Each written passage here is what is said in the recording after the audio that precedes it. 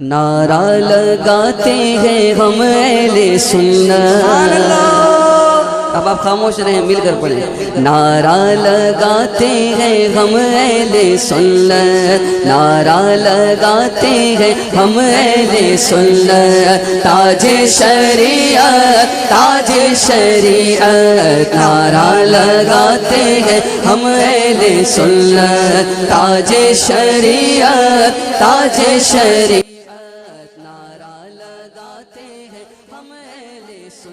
اعوذ باللہ السمیع العلیم العظیم الحفیظ بوجہ الکریم وسلطانہ القدیم من الرجس الخبیث المخبث الشیطان اللعین الرجیم وقبیلہ ونفخہ ونفثہ وہمزہ. بسم اللہ الرحمن الرحیم. سورۃ الکہف آیت نمبر 13. نحن نقص علیک نبأہم بالحق انہم فتیۃ آمنوا بربہم وزدناہم ہدی. مشائخ کی حکایت جو ہے یہ اللہ تعالیٰ کے لشکروں میں سے ایک لشکر ہے. سبحانک اللہم و بحمدک لا الہ الا انت استغفرک و اتوب الیک. تحریر و تقریر سے پہلے سے پڑھ لیا جائے تو کوئی خطا ہو جائے تو اللہ تعالیٰ معاف فرما دیتا ہے. اللہم صلی علی سیدنا محمد و ابوئ محمد و علی آل محمد و صحاب محمد و بارک وسلم. ہم سب اقرار کرتے ہیں کہ اللہ تعالیٰ کے سوا کوئی معبود نہیں، کوئی نبی، کوئی ولی، کوئی جن، کوئی پری، کوئی قبر، کوئی مزار نہ معبود ہے نہ اللہ تعالیٰ کے برابر ہے. اللہ تعالیٰ واحد حقیقی ہے. ہم اقرار کرتے ہیں حضور صلی اللہ علیہ وآلہ وسلم تمام انبیاء کے سردار ہیں. آپ کو اللہ نے آخر میں بھیجا، ان کے بعد کوئی نبی پیدا نہیں ہوگا. ہمارا عقیدہ ہے کہ نبی کسی بندے کی اطاعت سے نہیں، اللہ تعالیٰ کی عطا سے بنتا ہے. عظیم سند کے ساتھ عظیم پیام سمت کر لیجئے. یہ سند آپ کو ابن ماجہ میں مل جائے گی. اس سند کو میں اس لیے پڑھتا ہوں، بزرگان دین کہتے ہیں کہ یہ متبرک نام پڑھ کر کسی کے کان میں پھونک دیے جائیں تو اللہ تعالیٰ جو ہے وہ اس کی بیماری کو شفا عطا کر دیتا ہے. امام رضا علیہ السلام اپنے والد موسیٰ کاظم سے بیان کرتے ہیں، وہ اپنے والد امام جعفر صادق سے بیان کرتے ہیں، وہ اپنے والد امام محمد الباقر سے بیان کرتے ہیں، وہ اپنے والد امام زین العابدین سے بیان کرتے ہیں، وہ اپنے والد امام حسین رضی اللہ تعالیٰ عنہ سے بیان کرتے ہیں، وہ اپنے والد مولا علی شیر خدا رضی اللہ تعالیٰ عنہ سے بیان کرتے ہیں. انہوں نے حضور صلی اللہ علیہ وآلہ وسلم سے سنا. حضور نے فرمایا الایمان معرفۃ بالقلب وقول باللسان وعمل بالارکان. میں اس کا خلاصہ یوں بیان کرتا ہوں کہ کامل ایمان 3 چیزوں کے مجموعہ کا نام ہے: دل سے جاننا، زبان سے اقرار کرنا اور اپنی طاقت کے مطابق اعضاء سے عمل کرنا. یہ 3 چیزیں جمع ہوتی ہیں تو کامل ایمان بن جاتا ہے. تصوف نام ہے ان راستوں کا جو لے جاتے ہیں اس منزل تک جسے قرآن تزکیہ نفس کہتا ہے اور حدیث مبارکہ احسان. اس راستے پہ جو راہبر ہوتا ہے اس کو مرشد کہتے ہیں، پیر کہتے ہیں. اور اس کی نشانی کیا ہے؟ اس کے ایک ہاتھ میں خوف خدا کا عصا ہوتا ہے اور دوسرے ہاتھ میں سنت مصطفیٰ کی شمع ہوتی ہے. تصوف اسی دن شروع ہو گیا تھا جب آدم علیہ السلام نے اس جگہ کو چھوڑا جہاں دکھ، تکلیف، غم جیسے تصورات ہی نہیں ہوتے اور وہاں آ کر رہنے لگے جہاں خوشی بھی غم کے اندر جو ہے وہ لپٹی ہوتی ہے. تو تصوف دنیا سے الگ تھلگ رہنے کا نام نہیں ہے، دنیا میں کیسے رہنا ہے یہ سیکھنے کا نام تصوف. ھذا رحمت من ربی. آج ہماری گفتگو جو ہے وہ 152ویں نمبر پر پہنچ گئی. ہستی کو آج سرنامہ کلام بنانے لگے ہیں. مختصر طور پر انہیں لوگ تاج الشریعہ مفتی اختر رضا خان قادری الازہری رحمۃ اللہ علیہ کے نام سے جانتے ہیں. تاریخ ولادت 23 نومبر 1942 ہے اور تاریخ وصال 20 جولائی 2018 ہے. آپ کو دنیا سے گئے ہوئے آج 2020 میں تقریباً 1 سال 9 ماہ ہو چکے ہیں، یعنی 27,634 دن آپ دنیا میں زندہ رہے. آپ کا مزار پر انوار موجودہ انڈیا کی ریاست اتر پردیش کے شہر بریلی شریف کے اندر ہے. آپ زیارت کر لیجئے. آپ وارث عشق و علم اعلیٰ حضرت ہیں. میں نے سب سے پہلے حضرت کی زیارت امریکہ کی اسٹیٹ ٹیکساس میں کی، ارونگ شہر کے اندر الطاف نور صاحب کے گھر کے اندر. 2000 کی بات کر رہا ہوں میں، اگست. میری اب جہاں میں مسجد میں ہوں 6 سال ہو گئے مجھے اس مسجد میں. اس مسجد کی انتظامیہ کے جو صدر ہیں الطاف نور صاحب، ان کے گھر میں جلسہ تھا. تب میں لیکچر دینے کے لیے آیا تھا پاکستان سے نیو یارک میں. پھر لیکچر دینے کے لیے میں یہاں پہنچا تو ان کے گھر میں جلسہ تھا. حضرت تاج الشریعہ رحمتullah علیہ کی صدارت تھی. محدث کبیر قبلہ نے تقریر کی، ان سے پہلے مجمع مہین کو موقع ملا. قبلہ حضور تاج الشریعہ علیہ رحمہ کے ساتھ بیٹھنے کی سعادت نصیب ہوئی. قبلہ محدث کبیر ان کا لیکچر سننا نصیب ہوا. یہ میری پہلی ان سے ملاقات یہاں ارونگ میں ہوئی. پھر میں ارونگ سے ہمبل مسجد چلا گیا، وہاں میں نے 14 سال گزارے ہیں. پھر وہ مسجد کسی ادارے میں چلی گئی تو میں نے وہاں سے ریزائن کر دیا.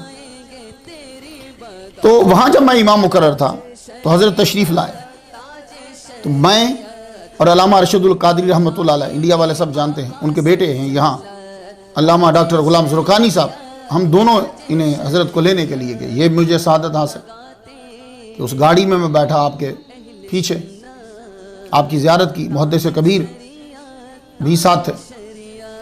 تو رضی نیازی جو تھا اس کے گھر میں جو ہے وہ جلسہ تھا، مجھے ہوسٹ کرنے کا موقع ملا. مجھے یاد ہے اچھی طرح حضرت قبلہ تاج الشریعہ رحمتullah علیہ نے سورۃ الفاتحہ کے اوپر انگریزی میں تقریر کی. وہاں ان سے پہلے عشق مصطفیٰ پہ محدث کبیر جو ہیں انہوں نے تقریر کی.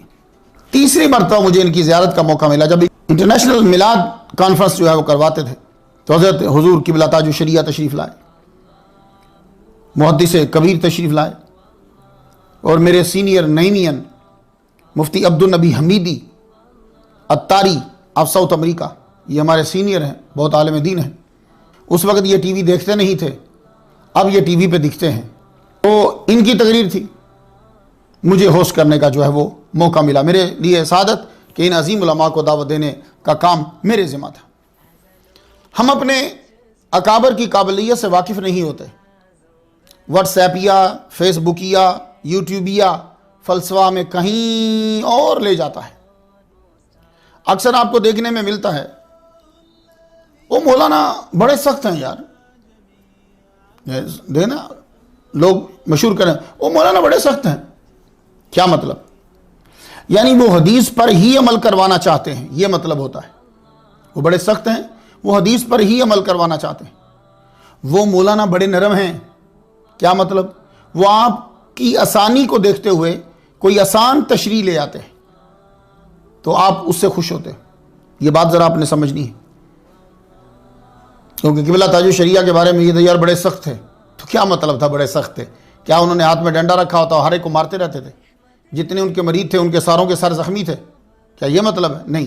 تو کیا مطلب ہے؟ یہی سمجھانا چاہتا ہوں آپ کو. او جی، وہ مولانا بڑے سخت ہیں اور وہ مولانا بڑے نرم ہیں. اب دیکھیے، جو مولوی کہے گا کہ حضور کی سنن بھی پڑھو، عصر کی سنن بھی مس مت کرو، تو آپ کہیں گے یہ مولوی سخت ہے. کیوں؟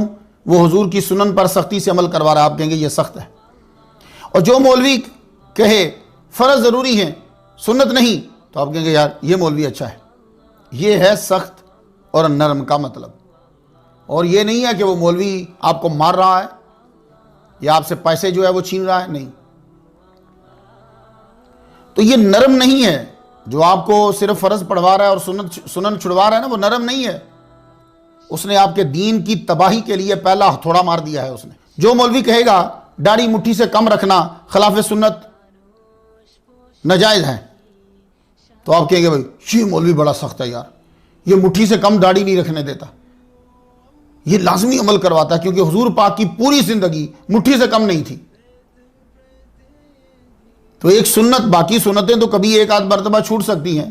کوئی آدمی یہ ثابت کر سکتا ہے کہ حضور نے پوری زندگی میں کبھی مٹھی سے کم داڑھی رکھی ہو اتنی مرضیوں کی طرح؟ نہیں نا. تو پھر عشق مصطفیٰ کاہے کا ہوا؟ تو آپ کہیں گے بھائی یہ بڑا سخت آدمی. اور جو مولوی کہے گا داڑھی صرف سنت ہے، فرض نہیں ہے، اور پھر آپ کو دلائل میں الجھا دے اور نبی سے آپ کے تعلق کو ختم کر دے کہ آپ کی شکل جو ہے وہ مرزئی اور عیسائی کے قریب ہو نہ کہ محمد مصطفیٰ کے قریب ہو، تو آپ کہیں گے یہ مولوی صاحب بڑے اچھے نرم ہیں. آواز سمجھ رہے؟ سخت اور نرم. تو یہ نرم نہیں ہے. جس آدمی نے آپ کو مٹھی سے کم داڑھی میں الجھا دیا ہے وہ نرم نہیں ہے. وہ تم سے وہ سنت اس نے فلسفے سے چھڑا دی جو ہمیشہ حضور کے ساتھ رہی ہے.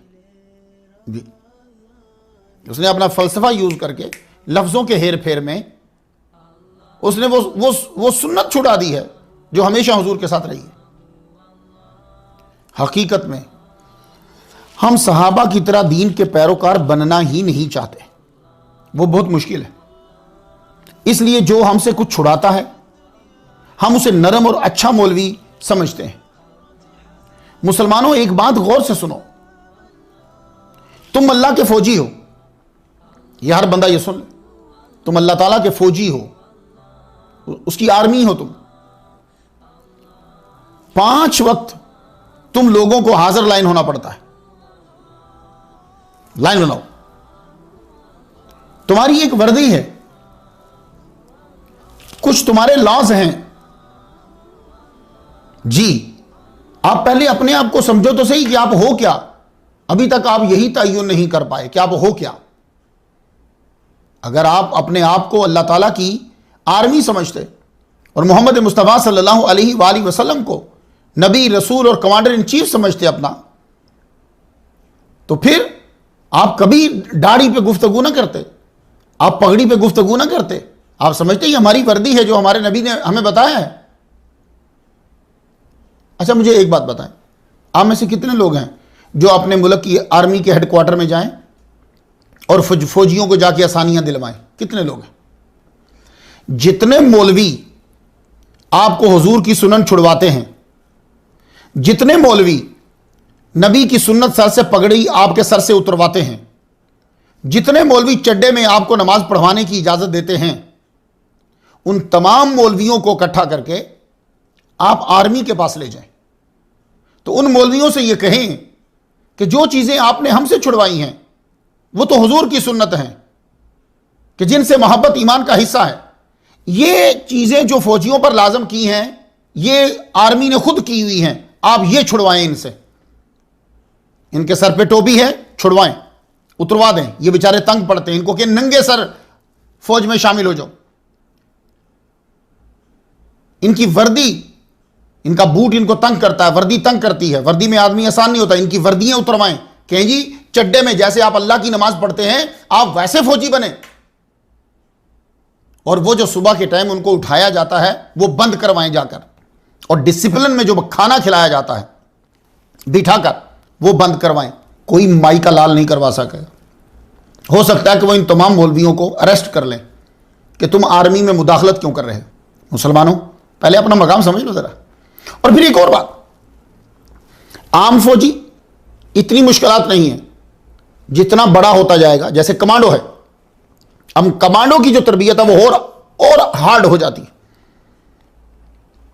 اس کو زیادہ دیر جاگنا پڑتا ہے، کبھی کبھی اس کو درختوں پہ الٹا لٹکنا پڑتا ہے، کبھی پانی میں زیادہ دیر رہنا پڑتا ہے، کبھی اس کو جنگلوں میں سروائیو کرنا پڑتا ہے، کیونکہ وہ بڑا ہے۔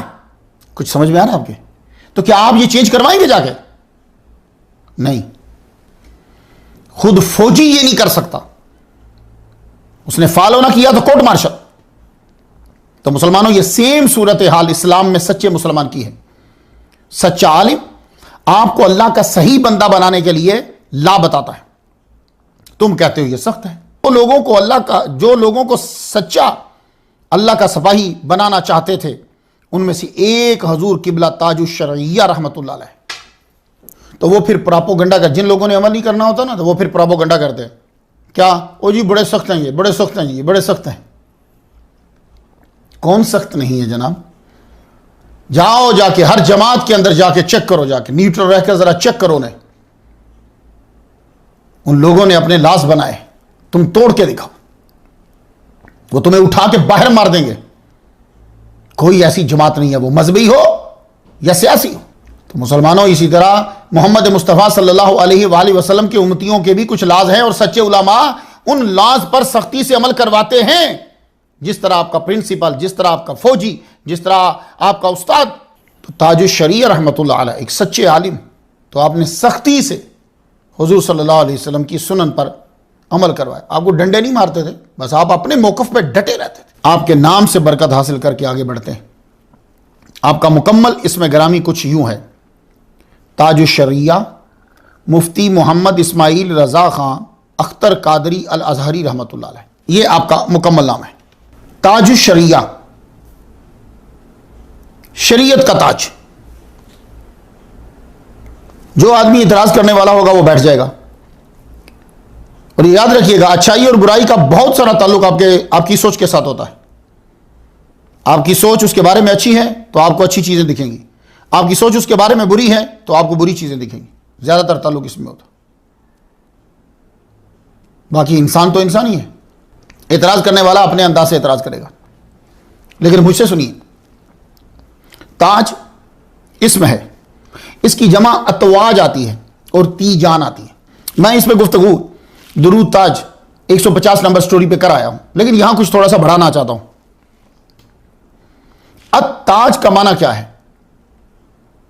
کچھ الفاظ ایسے ہوتے ہیں کہ ہم اتنے استعمال کر چکے ہوتے ہیں یا وہ ہماری زبان میں اتنے مشہور ہوتے ہیں، ہم کبھی اس کا معنی جاننے کی کوشش نہیں کرتے کہ اصلی معنی اس کا کیا ہے. التاج کا معنی جو ہے وہ کیا ہے؟ ما یودع علی رؤوس الملوک من الذهب والجواہر. سونے اور ہیروں کا جو بادشاہوں کے سر پہ رکھا جاتا ہے اس کو تاج کہتے ہیں. تو جو مسلمان تھے وہ یوں پہلے پگڑی بناتے تھے کیونکہ یہ حضور کی سنت ہے. اس کے اوپر وہ پھر ہیرے جڑتے تھے یا جو بھی ہوتا تھا. یہ مسلمان تھے. تو جب مسلمانوں نے حضور کا یہ عطا کیا ہوا تاج اتار دیا تو ذلیل ہو رہے. عربی زبان میں تاج کی اضافت صرف بادشاہ کی طرف ہی نہیں ہوتی بلکہ صفات کی طرف بھی ہوتی ہے. کیونکہ کوئی آدمی کہ جی شریعت کا تاج کس طرح ہو سکتا ہے؟ تاج الشریعہ. اب میں آپ کو مثال دوں گا، یہ علماء کے لیے. میں یہ سبق علماء کو سناتا ہوں، شیئر کرتا ہوں ان کے ساتھ. یہ کوئی علمیت کا اظہار نہیں ہوتا، بس میرا دل کرتا ہے کہ میں بڑی بڑی ہستیوں کو اپنا نذرانہ عقیدت جو ہے وہ پیش کروں. کتاب ہے العروض والقافیہ پہ، اس کا نام ہے، اس کا نام وہ عربی لیکچر دے رہا تھا اس کتاب کے اوپر تو بار بار اس کا نام لیتا تھا. کیوں؟ اصل میں اس کتاب کو پروننسیشن بڑا مشکل ہے تو عربی ساتھ نام لیتا تھا اور ہنستا تھا. حالانکہ ایک دفعہ نام لے کے تو چلا جائے آگے، نہیں، بار بار نام لیتا تھا. تو میں سمجھ گیا کہ یہ کیوں ہنس رہا ہے، اس لیے اس کا پروننسیشن نارملی ہوتا نہیں ہے. تو یہ کتاب جو ہے یہ اہدا سبیل الی علم الخلیل، یہ کتاب کا نام ہے، اہدا سبیل الی علم الخلیل. اس کے صفحہ 112 پہ لکھا ہے علیہ تاجان فوق مفرقہ. پرانے دور میں آپ نے دیکھا نا بال جو ہے نا وہ بیچ میں سے یوں مانگ نکالتے تھے، یہ زلفیں جو بنتی تھی. حضور صلی اللہ علیہ وسلم بائیں طرف سے مانگ نہیں نکالتے تھے، یہ یاد رکھیے گا جی. بائیں طرف سے مانگ ایسے بال جو اکثر لڑکے لونڈے نکالتے نہیں، وہ بیچ میں سے نکالتے تھے. تو یوں بال جو ہیں تو پھر یوں زلفیں نیچے آگے تو اوپر سر جو ہے وہ ڈھانپا رہتا تھا. تو یہ مفرق ہوتا ہے، یہ مفرق. تو علیہ تاجان فوق مفرقہ ہی. اگر آپ کتاب المناسک پڑھیں نا، حدیث میں ہے مفرق رسول اللہ، کتاب المناسک کے اندر فی مفرق رسول اللہ. تو علیہ تاجان فوق مفرقہ ہی تاج و جلال و تاج و اخبات. کچھ سمجھ آئی آپ کو؟ تو عروض والقافیہ کی اس کتاب کے اندر پتہ یہ چلا کہ تاج کی اضافت صفت کی طرف بھی ہے، تاج و جلال اور تاج و اخبات یہ اس کے سر پر ہے. خطیب بغدادی کی تاریخ مدینہ الاسلام، اس کے صفحہ 485 اور جلد 8 ہے اس کی. اور ابو العطاہیہ نے مہدی کے بارے میں تعریف کرتے ہوئے یہ کہا تھا جو میں نے بھی پڑھا. تو ابن ابی دنیا نے کہا ہے صفت الجنت میں، اور دوسری کتب میں بھی ہے علیہ تاج جلال فوق مفرقہ ہی. تو جلال کی طرف تاج کی اضافت ہوئی. ٹھیک ہے، تو جلال کیا ہے؟ اس ایک کتاب ہے روضۃ العقلاء ونزہۃ الفضلاء، یہ ابی حاتم محمد بن حبان کی ہے، اس کے صفحہ 29 پہ ہے. اور یہ دوسرا مصرع میں پڑھنے لگا ہوں، تاجان تاج و سکینت و جمال. یہ میں آپ کو کیوں سنا رہا ہوں؟ تاکہ آپ کے پاس دلائل ہو جائیں کہ تاج الشریعہ پہ کوئی اعتراض نہ کر دے. تو میں آپ کو بتا رہا ہوں کہ شعراء نے کیا کیا استعمال کیا ہے اور عربیوں نے. تو لوگ پریشان تھے کہ شریعت کا تاج کیسے ہو سکتا ہے. تو تاج و جلال ہے، تاج و سکینہ ہے، تاج و اخبات ہے، فارسی میں موم بتی کی لو کو تاج و شمع کہتے ہیں. ہدہد کی کلگی جو ہوتی ہے دیکھیں نا ہدہد اس کو تاج ہدہد کہتے ہیں. ایک سرخ پھول کے لیے تاج خروس کا لفظ استعمال ہوتا ہے. علامہ نبہانی رحمۃ اللہ علیہ نے سعادت الدارین میں لکھا ہے تاج العزت والکرامہ، عزت اور کرامہ کا تاج. تو آپ تاج الشریعہ پہ پریشان تھے. ہمارے ہاں تو ایک علامہ ہیں وہ تاج الدین ہیں، امام تاج الدین سبکی رحمہ اللہ. تو دین بڑا ہوتا ہے کہ شریعت بڑی ہوتی ہے؟ ٹھیک ہے نا. تو وہ تاج الدین ہیں، تو یہ تاج الشریعہ. تو خلاصہ کلام یہ ہوا کہ جس طرح تاج و جلال، تاج و سکینہ، تاج و جمال، تاج الدین ٹھیک ہے، اسی طرح تاج الشریعہ بھی ٹھیک ہے. اب شریعت کا تاج، شریعت کسے کہتے ہیں؟ یہ لفظ بھی اتنا عام ہے کہ ہم نے کبھی جاننے کی کوشش نہیں کی کہ اس کا معنی کیا ہے. شریعت یہ اسم ہے، اس کی جمع آتی ہے شریعت، یہ اسم ہے، اس کی جمع آتی ہے شرائعن. شرعیہ کہتے ہیں ما شرعہ اللہ لعبادہ من العقائد والاحکام. علامہ جرجانی، لفظوں کی تعریف اگر آپ نے جاننی ہو نا تو یہ بہترین کتاب ہے. زیادہ تر علماء کی لائبریری میں یہی ہوتی ہے. علامہ جرجانی کی معجم التعریفات، صفحہ اس کا 109. تو آپ جب تلاش کریں گے کہ شریعت کا کیا معنی ہے تو وہ کہتے ہیں کہ ہی الطریق فی الدین، یہ راستہ ہے. علماء اور دانشوروں نے آپ کو تاج الشریعہ اور تاج الاسلام جیسے القابات سے پکارا ہے. ان میں عرب و عجم دونوں شامل ہیں. یہ نہیں ہے کہ صرف ہم جیسے لوگ جو ہیں ایک مسجد کے مولوی جو ہیں وہ کوئی تاج الشریعہ انہیں پکار رہے ہیں، نہیں. بڑے بڑے علامہ عرب کے اور عجم کے. میں کسی کو مجدد کہہ دوں، شیخ الاسلام کہہ دوں، ولی اللہ کہہ دوں، میری کوئی روحانی اور علمی اوقات نہیں ہے، کچھ بھی نہیں ہے. ایسے ایک بطور اضافہ استعمال کیا جا سکتا ہے میرا نام. یہ میں عاجزی نہیں کر رہا، یہ حقیقت بیان کر رہا ہوں. مزہ تب ہوتا ہے کہ جب دوسرے علماء جو آپ کے شاگرد نہیں ہیں وہ آپ کا مرتبہ پہچان کر آپ کو لقب دیں. اعلی حضرت عظیم البرکت شاہ احمد رضا خان بریلوی رحمۃ اللہ علیہ کو ان کے شاگردوں نے نہیں 500 علماء نے مجدد قرار دیا تھا. تو حضور قبلہ تاج الشریعہ رحمۃ اللہ علیہ کو ہندوستان، پاکستان، مصر، شام کے علماء نے شریعت کا تاج، اسلام کا تاج پکارا ہے. مفتی، اس لفظ پہ میں گفتگو سٹوری نمبر 148 پہ کرایا، مفتی محمد حسین نیمی رحمۃ اللہ علیہ کے ٹائٹل میں. آپ مفتی ایشیا، امریکہ، افریقہ، یورپ تھے. یعنی یہ کہہ دیتا ہوں کہ عرب و عجم آپ سے مسائل پوچھتے اور آپ جواب دیتے. اور ایک خاص بات آپ کو بتا رہا ہوں، میں جس زبان میں وہ سوال کرتا تھا آپ اسی زبان میں جواب دیتے تھے. سوال عربی میں ہے، جواب عربی میں. سوال انگلش میں ہے، جواب انگلش میں. سوال اردو میں ہے، جواب اردو میں. سوال فارسی میں ہے، جواب فارسی میں. اس کے علاوہ لوکل زبانوں پر بھی آپ کو عروج تھا. انڈیا کے اندر جو زبانیں ہیں، بہت سی زبانیں آپ بول دیتے ہیں. یہ ہوتی ہیں مجددانہ صلاحیتیں. اتوار کے دن آپ انٹرنیٹ پہ جواب دیتے. آپ مرکزی دارالافتاء کے بانی تھے. میں آپ کو بتا رہا ہوں کہ آپ مفتی کیوں کہتے ہیں. آپ کو انگریزی زبان میں دیے گئے فتاوا کے 2 مجموعہ ڈربن سے شائع ہو چکے ہیں. 1978 سے منظر الاسلام کے دارالافتاء کی ذمہ داری آپ نے سنبھالی اور آخر تک اس شعبے کی مختلف طریقوں سے نگرانی فرماتے رہے. آپ خود ایسے مفتی تھے کہ آپ سے مفتی پڑھنے کے لیے آتے تھے، آپ مفتی بناتے تھے. فتویٰ نویسی پر آپ کو عبور تھا اور آپ لوگوں کو سکھاتے تھے. تو یعنی یوں کہا جا سکتا ہے کہ آپ ایسے مفتی تھے کہ مفتی گر تھے، اور مفتی بننے کے گر آپ کے پاس تھے. لوگ دیکھتے ہیں ہوا کی در کی ہے تو ایسا فتویٰ دیتے ہیں کہ اسٹیبلشمنٹ بھی خوش ہو جاتی ہے. پھر اس کے اوپر دلائل آپ کو ہر چیز کے مل جائیں گے. اس کائنات کو اللہ نے نہیں بنایا. آپ کیا سمجھتے ہیں کہ ان کے پاس دلائل نہیں ہیں؟ تو اگر آپ کے پاس جواب نہیں ہے تو وہ دلائل بڑے مضبوط ہیں. تو دلائل کس چیز پہ نہیں ہیں؟ تو وہ پھر دلائل ایسے دیتے ہیں کہ اسٹیبلشمنٹ خوش ہو جاتی ہے. کتابوں میں تو ہر چیز مل جاتی ہے، بس آپ کے پاس میڈیا ہونا چاہیے. پھر وکیلانہ جملے بناؤ، تارا بن جاؤ لوگوں کی آنکھوں کا. مگر حضور تاج الشریعہ رحمۃ اللہ علیہ اپنے دور کی اسٹیبلشمنٹ کو بھی لتاڑ کے رکھ دیتے تھے. یہ باتیں بہت غور سے سننے والی ہیں. کچھ باتیں ایسی ہوتی ہیں کہ وہ شروع میں سمجھ میں نہیں آتی، وہ جب آپ فیلڈ میں آتے ہیں یا بہت بڑی عمر میں پہنچ جاتے ہیں تو سمجھ میں آتی ہے، اس لیے سن لو، کبھی کام آئیں گی۔ 1975 میں انڈیا کی اسٹیبلشمنٹ نے پورے ملک میں ایمرجنسی نافذ کر دی اور ساتھ میں کچھ احکامات جاری کیے۔ ان میں سے ایک تھا نس بندی کا۔ پولیس جبرن نس بندی کر رہی تھی۔ مسلمانوں نے جا کے دیوبند سے مسئلہ پوچھا تو انہوں نے اسٹیبلشمنٹ کا ساتھ دیا۔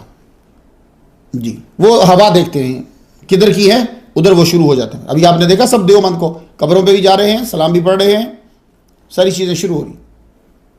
کیوں؟ اس لیے کہ اب ہوا سعودی عرب کی گورنمنٹ کی نہیں رہی۔ ان سے مسئلہ پوچھا تو انہوں نے اسٹیبلشمنٹ کا ساتھ دے دیا اور کتابوں سے مجبوریات کا چیپٹر نکال کر قاری محمد طیب نے نس بندی جائز ہونے کا فتویٰ دے دیا۔ ٹھیک ہے، اس میں برا ماننے کی ضرورت نہیں ہے، اس لیے کہ نیٹ پہ بھی ہے، کتابوں میں بھی ہے، سب کو موجود ہے۔ تو جب کوئی آدمی مسئلہ بیان کرے تو اس مسئلے کو غلط اور صحیح ثابت کیا کریں، بندے کی ذات پہ کیچڑ مت اچھالا کریں، ورنہ انسان کی اپنی تربیت اور خاندان کا پتہ چل جاتا ہے۔ جی آج کے دور میں کیا ہو رہا ہے کہ جو اعتراض کیا گیا ہے اس کا جواب نہیں دے رہے اور باتیں شروع کر دیتے ہیں، تو اس سے فوراً جان جایا کریں آپ کہ وہ آدمی جھوٹا ہے، اس کے پاس جواب دینے کے لیے کوئی چیز ہی نہیں ہے، تبھی تو وہ گالیوں کا سہارا لے رہا ہے۔ ایک بات میں آپ کو بتاؤں، جب آپ کسی کو خوش کرنے کے لیے یا دباؤ کے وقت سچا مسئلہ بھی بیان کر رہے ہوں تو یہ بھی آپ شیطان کی مدد کر رہے ہوتے ہیں۔ اس جملے کو بہت دھیان سے سن لیجئے، چاہے تو رپیٹ کیجئے گا۔ کسی کو خوش کرنے کے لیے، اللہ کو نہیں، کسی بندے کو خوش کرنے کے لیے یا کسی کے دباؤ میں آ کر آپ سچا مسئلہ بھی بیان کر رہے ہو تو وہ آپ اللہ کو خوش نہیں کر رہے، وہ شیطان کی مدد کر رہے ہیں آپ۔ شاید سمجھ میں نہ آئے، میں مثال دیتا ہوں۔ میرے استاد محترم علامہ مفتی ڈاکٹر سرفراز نعیمی الحضری شہید رحمۃ اللہ علیہ کو اسٹیبلشمنٹ نے یہ کہا آپ کتاب لکھیں کہ اسلام میں خودکشی حرام ہے۔ اسٹیبلشمنٹ نے کیا کہا؟ آپ کتاب لکھیں کہ اسلام میں خودکشی کرنا حرام ہے، پاکستان کے اندر کتاب لکھیں۔ آپ نے فرمایا اس وقت میں تمہارے کہنے پہ کیوں لکھوں؟ یہ بات شاید عام بندے کو سمجھ میں نہیں آئے، کو بہت گہرا مطالعہ جو دنیا پہ نظر رکھنے والا ہے اور جس کو اللہ نے عقل دیا وہ سمجھے گا اس بات کو، عام بندے کی سمجھ میں آئے گی نہیں۔ فرمایا اس وقت میں تمہارے کہنے پہ کیوں لکھوں؟ یہ ہر مسلمان جانتا کہ سوسائڈ حرام ہے۔ کتاب لکھنا غلط نہیں ہے، بات ٹھیک ہے، مگر ان کے کہنے پہ لکھنا شیطانی عمل ہے۔ کیوں؟ پوری دنیا میں مسلم ممالک میں خودکشی کی شرح کم ہے۔ جی یہ کتاب وہاں جا کے لکھواؤ جہاں خودکشی کی شرح زیادہ ہے۔ 2017 CDC reported suicide is the second leading cause of death for age 10 to 20. More teenagers and young adults die from suicide than from cancer, heart diseases, AIDS, birth defects, stroke, pneumonia, influenza, and chronic lung diseases. Every day, approximately 123 Americans die by suicide. Nearly 800,000 people die by suicide in the world each year. تو مسلم ممالک میں تو اس کتاب کی کوئی ضرورت ہی نہیں ہے، وہاں تو ریٹ خودکشی کا کم ہے۔ پھر پاکستانی علماء کا مخصوص موقع پر اس ٹاپک کو لکھنا مخصوص لوگوں کی ہی مدد ہے، اسلام کی نہیں ہے۔ اب پاکستان میں خودکشی کا ریٹ کیا ہے؟ 10,000 میں سے صرف 3 بندے خودکشی کرتے ہیں۔ کتنے ہیں؟ 20 کروڑ سے بھی زیادہ ہیں، تو 10,000 میں سے 3 بندے۔ تمام مسلم ممالک میں تناسب ہر 10,000 میں سے 3 4 2 2 3 4 کا ہی ہے بس۔ جبکہ جاپان میں 10,000 میں سے 26 بندے خودکشی کرتے ہیں، آسٹریلیا میں 10,000 میں سے 11 بندے خودکشی کرتے ہیں، سوئٹزرلینڈ میں 10,000 میں سے 12 بندے خودکشی کرتے ہیں۔ تو کتاب کہاں لکھنی چاہیے؟ جہاں 10,000 میں سے 2 بندے کر رہے ہیں یا جہاں 10,000 میں سے 26 بندے کر رہے ہیں؟ میں نے یہ آپ کو ایک مثال دی ہے۔ تو مخصوص بندوں کے کہنے پہ مخصوص وقت میں حق بیان کرنا بھی مشکوک ہو جاتا ہے۔